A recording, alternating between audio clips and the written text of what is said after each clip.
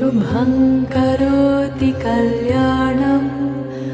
आरोग्यं धनसम्पदा शत्रुबुद्धिविनाशाय दीपज्योतिर्नमोऽस्तुते शुभं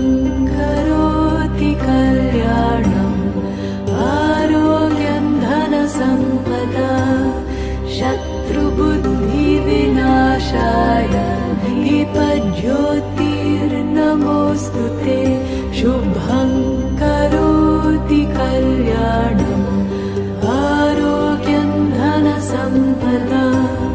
शत्रुबुद्धिविनाशाय दीपज्योतिर्नमोऽस्तुते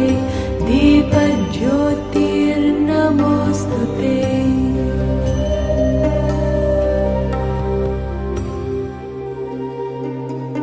अद्रोहः सर्वभूतेषु कर्मणा मनसा गिरा अनुग्रहश्च दानञ्च सतां धर्मः सनातनः गते शोको न कर्तव्यो भविष्यन्नैव चिन्तयेत् वर्तमानेन कालेन वर्तयन्ति